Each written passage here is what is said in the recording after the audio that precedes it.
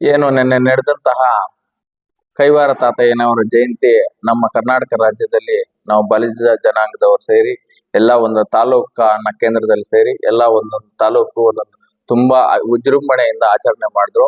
ತುಂಬಾ ಹುಮ್ಮಸ್ಸಿಂದ ಯುವಕರು ನಿನ್ನೆ ಕೋಲಾರ ಜಿಲ್ಲೆಯಲ್ಲಿ ನಾವೆಲ್ಲ ಆಚರಣೆ ಮಾಡಿದಾಗ ನಿನ್ನೆ ಬೆಂಗಳೂರಲ್ಲಿ ನಡೆದಂತಹ ಕಾರ್ಯಕ್ರಮದಲ್ಲಿ ಸರ್ಕಾರಿ ಕಾರ್ಯಕ್ರಮನೇ ಇರ್ಬೋದು ಮಿಸ್ಟರ್ ಪ್ರದೀಪಣ್ಣ, ಆ ಸರ್ಕಾರಿ ಕಾರ್ಯಕ್ರಮವನ್ನ ರವೀಂದ್ರ ಕಲಾಕ್ಷೇತ್ರದಲ್ಲಿ ಮಾಡಕ್ಕೆ ಮೊದಲನೇದಾಗಿ ಯಾರು ಪ್ರಯತ್ನ ಪಟ್ರು, ನೀನ್ ಅವಾಗ ಎಲ್ಲಿದ್ದೆ ಅನ್ನೋದನ್ನ ಫಸ್ಟ್ ನೀವು ತಿಳ್ಕೊಬೇಕಾಗತ್ತೆ. ಯಾಕಂದ್ರೆ 4 ಬಾರಿ ಸಂಸದರಾಗಿ ಅವ್ರ ಜನಾಂಗಕ್ಕೆ ಏನೇ ಒಂದು ಮಾಡ್ಬೇಕು ಅನ್ನೋ ಒಂದೇ ಒಂದು ಉದ್ದೇಶದಿಂದ ಧೀಮಂತ ನಾಯಕರು ಅಜಾತ ಚಿತ್ರರು ಆದಂತಹ ಪಿ.ಸಿ. ಮೋಹನ್ ಅವರು ಕೊನೆಯದಾಗಿ 2008 ನಮ್ಮ ಯಡಿಯೂರಪ್ಪ ಸಾಹೇಬರು ರಾಜೀನಾಮೆ ಕೊಡ್ಬೇಕಂತ ಸಂದರ್ಭ ಬಂದಾಗ ರಾಜಕೀಯ ಒತ್ತಡದಿಂದ ಆವಾಗ ಕೊನೆಯದಾಗಿ ನಮ್ಮ ಜನಾಂಗಕ್ಕೆ ನೀವು ಕೈವಾರ ತಾತಯ್ಯನವರ ಜಯಂತಿ ಆಚರಣೆ ಮಾಡಲೇಬೇಕು, ಸರ್ಕಾರದಿಂದ ಘೋಷಣೆ ಮಾಡಲೇಬೇಕು ಅಂತ ಪಟ್ಟು ಹಿಡಿದು ಅವ್ರು ಕರ್ಕೊಂಡ್ಬಂದು KR ಪುರಮಲ್ಲಿ ಅತ್ಯಂತ ಹೆಚ್ಚಿನ ಜನಸಂಖ್ಯೆಯಲ್ಲಿ ಸೇರಿಸಿ ಅವ್ರನ್ನ ಅಲ್ಲೇ ಅವ್ರು ಅನೌನ್ಸ್ ಮಾಡಿ ಅವತ್ತೇ ಅದನ್ನ ಘೋಷಣೆ ಮಾಡಿ ಮತ್ತೆ ಅವ್ರು ರಾಜೀನಾಮೆ ಕೊಟ್ರು. ಇದಕ್ಕೆಲ್ಲ ಪ್ರಯತ್ನ ಪಟ್ಟವ್ರು ಪಿ.ಸಿ. ಮೋಹನನ್ನ ನೀವು ನಿನ್ನೆ ಎಲ್ಲ 2023 ಅಣ್ಣ ಪ್ರದೀಪ್ ಈಶ್ವರಣ್ಣ ಅಂದ್ರೆ ಯಾರು ಅಂತ ಗೊತ್ತಾಗಿದ್ದು ಸಿನಿಮಾ ಡೈಲಾಗ್ ಇಂದ ನೀನ್ ಗೊತ್ತಾಗಿದ್ದು. ನಿನ್ ಜನಾಂಗಕ್ಕೆ ನಿಂದ ಏನು ಕೊಡುಗೆ ಇಲ್ಲ ಇಡೀ ರಾಜ್ಯದಲ್ಲಿ. ನಿಮ್ದೇನ ಕೊಡುಗೆ ಇದ್ರೆ ಧೈರ್ಯವಾಗಿ ಬಂದ್ ಹೇಳಿ. ನಿಮ್ಮಪ್ಪನ ಗೌರ್ಮೆಂಟ್ ಅಲ್ಲ, ನಮ್ಮಪ್ಪನ ಗೌರ್ಮೆಂಟ್ ಅಲ್ಲ, ಈ ಇಡೀ ಕರ್ನಾಟಕ ರಾಜ್ಯದ ಗೌರ್ಮೆಂಟ್ ಅಣ್ಣ. ಸಿದ್ದರಾಮಣ್ಣ ನಿಮ್ಗೂ CM ಇರ್ಬೋದು, ನಮಗೂ CM. ಆದ್ರೆ ಪಾರ್ಟಿ ರಾಜಕೀಯ ಬೆರೆಸೋದು ತುಂಬಾ ಕಷ್ಟ ಅಣ್ಣ. ನೀವ್ ಯಾಕೆ ಹಿಂಗ್ ಜನಾಂಗದಲ್ಲಿ ಹೊಡೆಯೋ ಕೆಲಸ ಮಾಡ್ತೀರಾ? ನಿಮ್ದೇನಾದ್ರೂ ಸಿನಿಮಾ ಡೈಲಾಗು ಚಿಕ್ಕಬಳ್ಳಾಪುರದಲ್ಲಿ ಮಾತಾಡ್ಕೊಳ್ಳಿ, ರಾಜ್ಯದಲ್ಲಿ ಮಾತಾಡಕ್ ಬರ್ಬೇಡಿ. ಮಾಡಿರೋದೆಲ್ಲಾನು ಬಿಜೆಪಿ ಸರ್ಕಾರದಿಂದಾನೆ. నిన్న జరిగినటువంటి మీటింగ్ లో మన ప్రదీప్ ఈశ్వర్ గారు నిన్న బలిజ సంఘం మీటింగ్ వచ్చినటువంటి అందరి వరకు నిన్న మాట్లాడిన మాటలు చాలా బాధేసింది. మేము కూడా ఆంధ్ర రాష్ట్రానికి చెందిన వాళ్ళైనా కానీ బలిజ కులాస్తులు కాబట్టి మేమందరూ కూడా చాలా వరకు ఆయన్ని మేము సమర్థిస్తూ వస్తూ ఉంటుంది. ఆయన సోషల్ మీడియాలో కావచ్చు, దీంతో యాక్టివ్గా ఉన్నప్పుడు అటువన్నిటి కూడా మేము షేర్ చేసి చాలా వరకు ఆయన మద్దతు తెలుపుతూ ఉంటుంది. నిన్న జరిగినటువంటి మీటింగ్లో ఆయన మాట్లాడినటువంటి మాటలు చూసి చాలా బాధేసింది.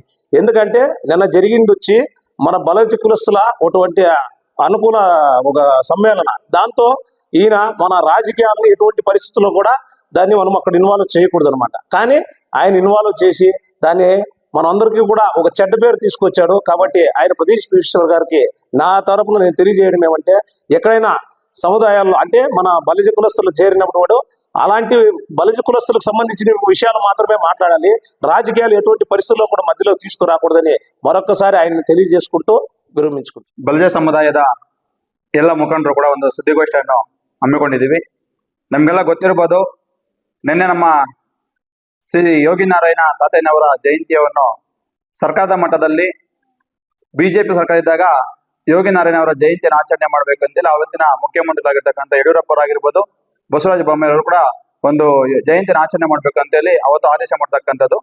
ಅದೇ ನಿನ್ನೆ ಕಾಂಗ್ರೆಸ್ ಸರ್ಕಾರ ಇದ್ದಾಗ ಅಂತಂದ್ರೆ ನಿನ್ನೆ ಬೆಂಗಳೂರು ನಡೆದಕ್ಕಂಥ ಕಲಾಕ್ಷೇತ್ರದ ಮಂದಿರದಲ್ಲಿ ಸರ್ಕಾರಿ ಕಾರ್ಯಕ್ರಮದಲ್ಲಿ ಎಲ್ಲ ಸಮುದಾಯದ ಮುಖಂಡರು ಕೂಡ, ರಾಜ್ಯ ಮಟ್ಟದ ಮುಖಂಡರು ಮತ್ತು ಎಲ್ಲ ಕಾರ್ಯಕರ್ತರು ಕೂಡ ಕಾರ್ಯಕ್ರಮದಲ್ಲಿ ಭಾಗವಹಿಸಿರ್ತಾರೆ.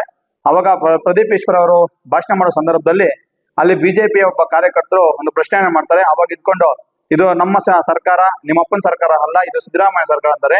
ಪ್ರದೀಪ್ ಈಶ್ವರ್ ಅವರೇ, ನೀವ್ ಯಾರು ಅಂತೇಳಿ ಮೊದಲು ತಿಳ್ಕೊಬೇಕಾಗತ್ತೆ, ನೀವ್ ಎಲ್ಲಿಂದ ಬಂದು ತಿಳ್ಕೊಬೇಕಾಗತ್ತೆ. ನೀವೊಬ್ಬ ಬಲಿಜ ಸಮುದಾಯದ ಮುಖಂಡರಾಗಿ, ಒಂದು ಸಮುದಾಯದ ಮುಖಂಡರಾಗಿ ಇವತ್ತು ನಮ್ಮ ಬಲಿಜ ಸಮುದಾಯದ ಕಾರ್ಯಕರ್ತರನ್ನು ನೀವು ಯಾವ ಮಟ್ಟಕ್ಕೆ ಮಾತಾಡ್ತೀರ ಅಂತಂದ್ರೆ, ನಿಮ್ಗೆ ನಾಚಿಕೆ ಮಾನ ಮರ್ಯಾದೆ ಇದ್ರೆ ಮೊದಲನೇದಾಗಿ ನೀವು ಸರ್ಕಾರ, ನಮ್ಮ ಸರ್ಕಾರ ಅಂತಂದ್ರೆ ನಿಮ್ಮ ಅಪ್ಪನ ಸರ್ಕಾರ ಅಲ್ಲ ಪ್ರದೀಪ್ ಈಶ್ವರ್ ಅವರೇ, ಇದು ನಮ್ಮೆಲ್ಲರ ಸರ್ಕಾರ. ನಮ್ಮ ಸರ್ಕಾರ ಅಂತಂದ್ರೆ ಜನರ ಒಂದು ಶ್ರೇಯ ಅಭಿವೃದ್ಧಿಗೋಸ್ಕರ ಇರ್ತಕ್ಕಂಥ ಸರ್ಕಾರ. ಇದು ನಮ್ಮ ಸರ್ಕಾರ, ನಿಮ್ಮ ಸರ್ಕಾರ ಅಂತೇಳಿ ಹೆಸರಿಡ್ತಿರಲ್ವಾ? ನಿಮ್ಗೆ ನಾಚಿಕೆ ಆಗಲ್ವಾ? ಇದನ್ನ ನಾವೆಲ್ಲ ಪ್ರಶ್ನೆ ಮಾಡ್ತೇವೆ. ಬಲಿಜ ಮುಖಂಡರೆಲ್ಲ ಕೂಡ ಇವತ್ತು ಒಟ್ಟಿಗೆ ನಾವು ಪ್ರಶ್ನೆ ಮಾಡ್ತಾ ಇದ್ದೀವಿ.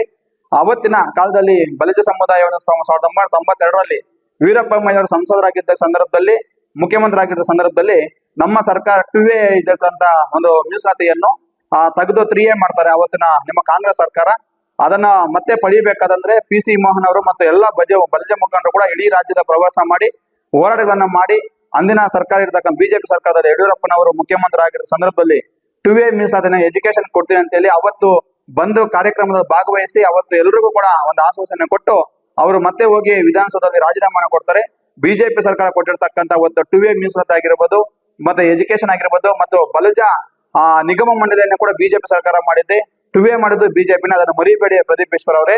ನೆನ್ನೆಲ್ಲ ಮನೆ ನೀವು ಶಾಸಕರಾಗಿ ಇವತ್ತ ಓಲೈಕೆ ಮಾಡ್ತೀರ ಅಂತಂದ್ರೆ ಯಾವ ಮಟ್ಟಕ್ಕೆ ಸರಿ ಅಂತ ಹೇಳ್ಬಿಡುದು. ನಿಮ್ಮ ಅಪ್ಪನ ಸರ್ಕಾರ ಅಲ್ಲ ಪ್ರದೀಪ್ ಈಶ್ವರ್ ಅವರೇ, ಇದು ಎಲ್ಲರ ಸರ್ಕಾರ ಅಂತೇಳಿ ನಿಮ್ ಪ್ರಶ್ನೆ ಮಾಡ್ತಾ ಇದೀವಿ. ಮೊದಲಾಗಿ ಮಾತನಾಡುವಾಗ ಯಾವ ಸಮುದಾಯದಲ್ಲಿ ಯಾವ ಕಾರ್ಯಕ್ರಮ ಇರ್ತೀವೋ ಅದನ್ನು ಯಾವ ಮಟ್ಟದಲ್ಲಿ ನಾವು ಯಾವ ರೀತಿ ಮಾತಾಡ್ಬೇಕಂತ ಮೊದಲು ನೀವು ಕಲಿಬೇಕಾಗತ್ತೆ ಅಂತೇಳಿ ನಾವು ನಿಮ್ಗೆ ಎಚ್ಚರಿಕೆಯನ್ನು ಕೊಡ್ತಾ, ಇದೇ ಲಾಸ್ಟ್ ಅಂಡ್ ಫಸ್ಟ್ ಅಂದ್ರೆ ನಮ್ಮ ಸಮುದಾಯದ ಬಗ್ಗೆ ಯಾವತ್ತೇ ಆಗ್ಲಿ ಏನವಾಗಿ ಮಾತಾಡೋದಂದ್ರೆ ನಿಮ್ಗೆ ಬೇರೆ ರೀತಿಯಲ್ಲಿ ಉತ್ತರ ಕೊಡ್ಬೇಕಾಗತ್ತೆ ಅಂತ ಹೇಳ್ತಾ ನಾನು ಈ ಸುದ್ದಿಗೋಷ್ಠಿಯನ್ನು ಮುಕ್ತಾಯ ಮಾಡ್ತಾ ಇದ್ದೀನಿ.